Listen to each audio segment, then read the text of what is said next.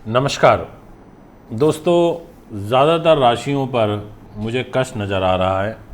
वैसे तो मैंने डिटेल में हर राशि का पर्टिकुलर आपको फल बताया है, सभी 12 राशियों के बारे में, पर आज एक नज़र से समझेंगे।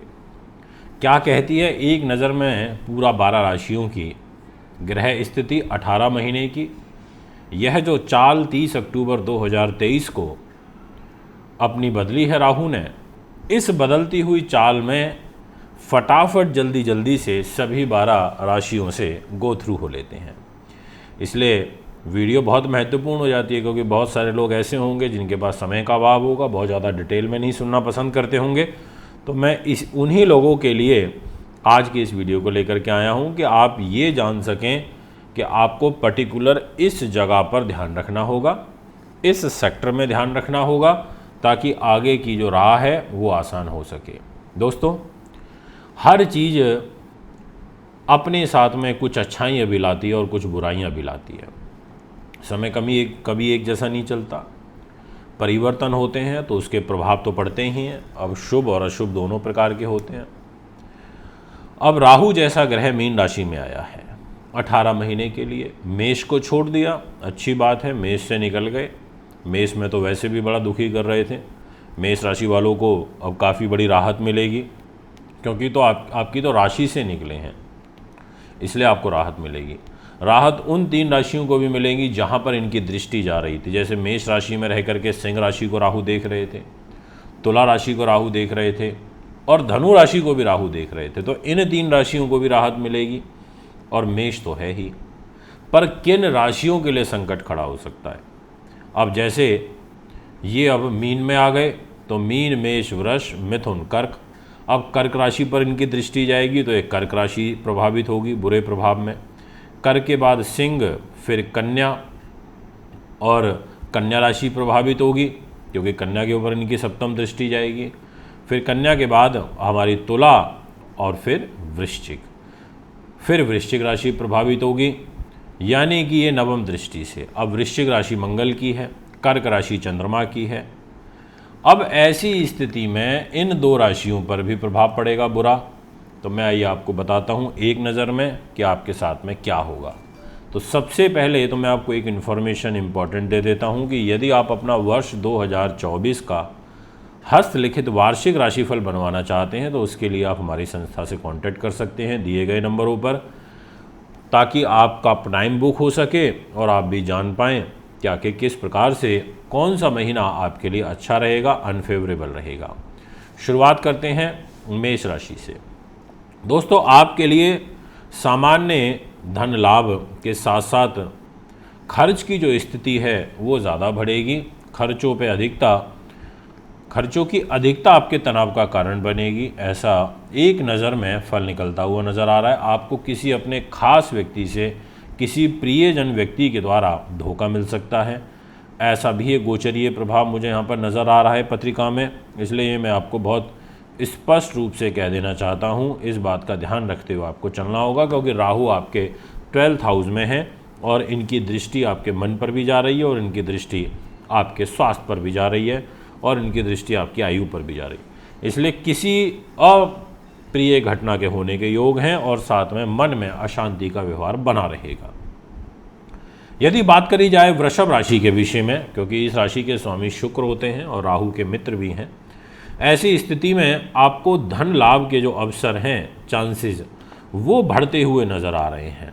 उन्नति के चांस आपके बढ़ते हुए नज़र आ रहे हैं, क्योंकि ये लाभ स्थान पर राहु का गोचर होगा वृषभ राशि से। अच्छी बात है, राहु यहाँ पर लाभ की स्थिति को बढ़ाएंगे, बहुत बढ़िया रहेगा। पर खर्च भी बहुतायत मात्रा के अंदर देखने को मिलेंगे, ऐसा आपकी पत्री कहती है। इसके अलावा विदेश यात्रा के योग बन रहे हैं।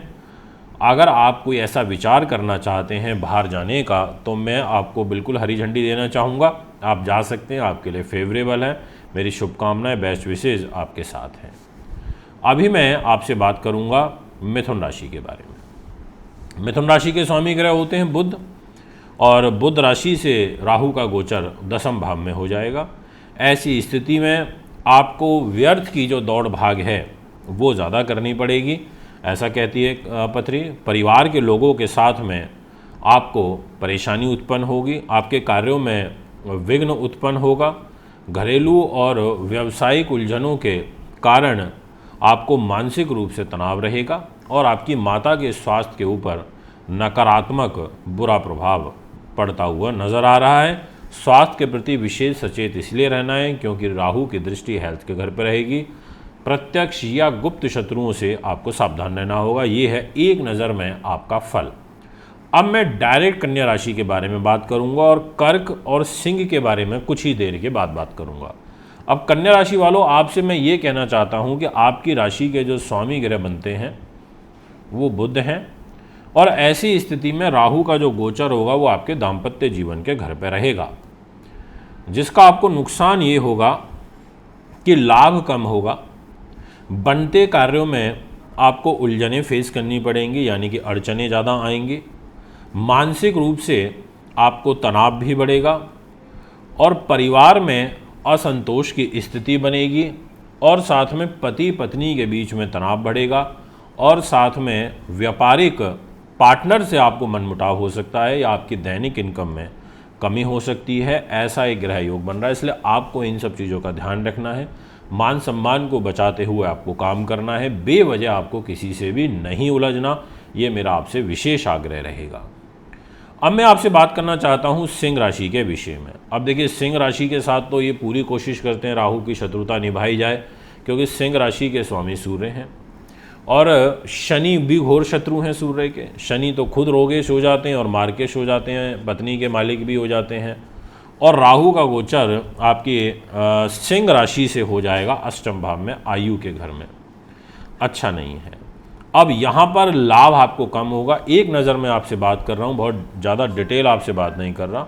लाभ कम होगा, खर्च अधिक होगा, इसके अलावा शारीरिक रूप से आपको कष्ट होगा, रोग भय की संभावना यहाँ पर बनती हुई नज़र आ रही है और अपने लोग भी परायों के जैसा आपके साथ व्यवहार करेंगे। ऐसा एक ग्रह गोचर सिंह राशि के सभी दर्शकों के लिए यहाँ पर बनता हुआ नज़र आ रहा है, इसलिए इस बात का आपको ध्यान रखना होगा। और शनि भी कोई बहुत ज़्यादा मजबूत स्थिति में आपके लिए नहीं है।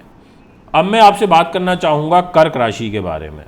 कर्क राशि के जो स्वामी ग्रह होते हैं वो हैं चंद्रमा और कर्क राशि के हिसाब से बिगड़े कार्यों में कुछ सुधार होगा, ये एक प्लस पॉइंट है। इसके अलावा वाहन आदि के सुखों की आपको प्राप्ति होगी, इसके अलावा खर्चों में आपके वृद्धि होगी और साथ में आपको अपने निज लोगों का विरोध का सामना करना पड़ेगा। और उसका कारण है कि राहु की दृष्टि आपके अपने खास लोगों, सगे संबंधी, मित्रगण, ऐसे लोगों के स्थान पर पड़ रही है, जिसके कारण दिक्कत आती है, परेशानी और कष्ट आता है। इस बात का ध्यान रखते हुए आपको चलना चाहिए। अब मैं आपसे बात करना चाहता हूँ नेक्स्ट राशि की और वो रहेगी तुला। तुला वालों, आपके लिए मैं ये कहना चाहूँगा कि जितने भी आपने पीछे प्रयास करे हैं विगत यानी कि 18 महीनों में या 1 साल में, उन कार्यों में अब आपको कुछ निश्चित तौर पर सफलता मिलेगी। अचानक धन लाभ के जो अवसर हैं वो भी आपको यहाँ पर प्राप्त होंगे, ऐसा आपकी पत्री कहती है। शुभ यात्रा का योग यहाँ पर बनेगा, परिवार से मेल मिलाप भी यहाँ पर बढ़ेगा, ऐसा भी आपकी पत्री कहती है। इस प्रकार के ग्रह गोचर बनते हुए नज़र आ रहे हैं, ये मैं आपको पूर्ण रूप से आश्वस्त कर देना चाहता हूँ। इसके बाद मैं आपसे बात करूँगा नेक्स्ट राशि और वो रहेगी वृश्चिक। वृश्चिक के दोस्तों, आपको किसी निकट बंधु से तनाव होगा, रोग का, शोक का, भय का, भ्रम का, संतान का, मानसिक रूप से तनाव का, विद्या संबंधी कार्यों में अड़चनें फेस करनी पड़ेगी, ऐसा वृश्चिक राशि की गोचरीय स्थिति कहती है। पर ये जो मैंने बताया ना सारा फल, ये एक ग्रह से बताया है। इसके अलावा और भी ग्रह हैं, वो ग्रह जब गोचर में मजबूत होंगे, मजबूत स्थिति में आएंगे, तो वो आपको फल, बुरे फल में कमी करके उसको एक तरीके से ट्रांसफ़र कर देंगे शुभ में। तो वो हम हर महीने आपको बताते ही रहते हैं कि कब कौन सा ग्रह उच्च हो रहा है, नीच हो रहा है, पर ये इन जनरल आपको ऐसा व्यवहार अगले 18 महीनों तक फेस करना पड़ेगा। अब मैं आपसे बात करना चाहता हूँ मकर राशि की। धनु की भी बात करूँगा, पर मकर वालों पहले आप सुन लीजिए। आपके लिए तीसरे स्थान में आपकी राशि से राहु का गोचर होगा। कोई शुभ समाचार आपको प्राप्त हो सकता है। धन लाभ के वह उन्नति के अवसर आपको प्राप्त हो सकते हैं। इसके अलावा आपको विशेष रूप से विदेशों से संबंधित कार्य ज़रूर करना चाहिए। विदेशों से संबंधित कार्य की आपको योजना बनानी चाहिए, ये मैं आपसे कहना चाहता हूँ, ताकि कुछ राहत मिल सके। इसके अलावा आपको अपने पिता के साथ में थोड़ी दूरी बना के रखनी है, उनके साथ आपका मनमुटाव होगा, उनका स्वास्थ्य पर भी बुरा प्रभाव पड़ता हुआ नज़र आ रहा है। अब मैं आपसे बात करना चाहता हूँ धनु राशि के विषय में। इस राशि के स्वामी गुरु होते हैं और राहु का जो गोचर है वो चतुर्थ भाव पर होगा। कार्य व्यवसाय में विघ्न बाधाओं के बाद आपको सफलता प्राप्ति के योग बनेंगे। आय तो आपकी होगी, पर खर्चों की अधिकता पूर्ण रूप से आपके मानसिक तनाव का कारण बनेगी और घरेलू उलझनें बढ़ेंगी और विशेष रूप से माता का जो स्वास्थ्य है उस पर एक बुरा प्रभाव निश्चित तौर पर देखने को मिलेगा, ये मैं आपसे कहना चाहूँगा। अब मैं आपसे बात करना चाहता हूँ मीन राशि के विषय में।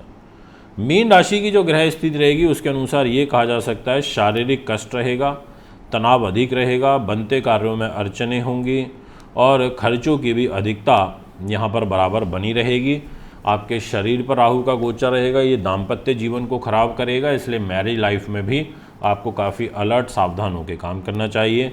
ये मैं आपको पूर्ण रूप से अपने वीडियो के माध्यम से कह देना चाहता हूँ। कुंभ राशि की यदि बात करी जाए तो ये कहा जा सकता है कि सेकंड हाउस जो धन का होता है वहाँ पर राहु का गोचर होगा और धन प्राप्ति में आपको विघ्न समस्याओं का सामना करना पड़ेगा, क्योंकि राहु सेकंड हाउस में बैठे अच्छा फल नहीं देते। पर एक चीज़ अच्छी है इसमें कि राहु इस घर में बैठ के अचानक धन लाभ का है, तो 18 महीने में कभी भी एक ऐसा अवसर आएगा जब आपको अचानक धन लाभ होगा और अचानक आपको हानि भी हो सकती है। मानसिक रूप से तनाव का सामना आपको करना पड़ेगा, ऐसा आपकी पत्री कहती है। ये है सभी 12 राशियों का फल। अगर आप भी कुंडली बनवाना चाहते हैं, दिखाना चाहते हैं, पूजा पाठ या रत लेना चाहते हैं तो संपर्क कर सकते हैं। नमस्कार।